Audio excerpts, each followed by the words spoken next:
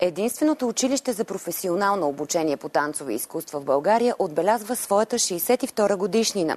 От празничния концерт на Националното училище за танцово изкуство включваме Карина Караньотова. Добър вечер! Добър вечер, Филипа. Казвам добър вечер и на зрителите на БНТ София от Държавния музикален и балетен център. Тук тази вечер Националното училище за танцово изкуство чества с твоя рожден ден. Богатата танцова програма вече започна. Вариации на Спящата красавица от Чайковски, както и Лебедово езеро са част от балетните произведения, които публиката вече видя. Предстоят също и Дунавско настроение, Добруджанска суита и Мъжко шопско, които пък са част от народната програма. И сега, за да не губим повече време, ви представям директора на училището. Това е госпожа Анна Донева. Както виждате тук и част от нейните възпитаници. Добър вечер, честит празник! Добър вечер и на вас! 62 години. Тук вече наистина можем да говорим за едни много сериозни традиции. Какви са те? Богатството на Национално училище за танцово изкуство е именно в това, че то си поддържа традициите, то уважава българското в себе си, както в класическия танц, така и в българския фолклорен танц. Отскоро изграждаме и в модерния и съвременния танц да имаме българско творчество.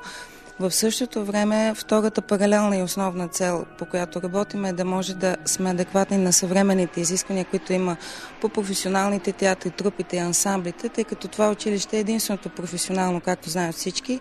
И нашият ангажимент и отговорност към тези млади деца е да подготвим професионални изпълнители, които да бъдат наши бъдещи колеги. Модерният танц е нещо много динамично, много променящо се, развиващо се. Как успявате да бъдете в крак с съвременните тенденции, да сте актуални? Целият екип в училището сме хора, които непрестанно следиме на първо място себе си, нашата работа, всичко, което се случва във всички сфери на изкуствата, и мисля, че това е единственият начин, по който може да отговорим на реалността. Сега ви представям и Асен Павлов, който е художествен ръководител, специалност танци. Здравейте! Искам да ви попитам дали има интерес към българските народни танци, които съхраняват българската култура и традиция? Ами, винаги е имало интерес към българският фолклорен танц. Днес ще го видят уважаемите зрители. В момента участват най-малките ученици от специалността 5, 6, 7, 8, 9 и 10 клас по повод празника на училище рожден ден, най-малките. Добре, благодаря. И сега няма как и да не се обърна към децата. Първо да ги представя. Това тук са Вихра, Денислав и Гергана, които са с народните костюми отпред, и София и Мина, които са едни малки, красиви балерини. Здравейте! За теб какво са народните танци? За мен народните танци са моят живот, моята страст, моето желание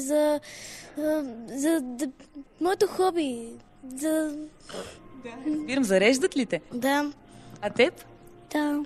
А ти какво ще ни кажеш за танци? И мене същото, и аз много харесвам танците. Кои са ти любимите български танци?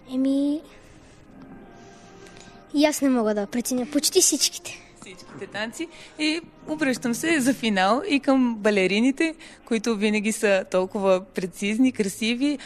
Искате ли, какви са вашите мечти за професионално? Евентуално да танцуваме на световни сцени. Да, същото.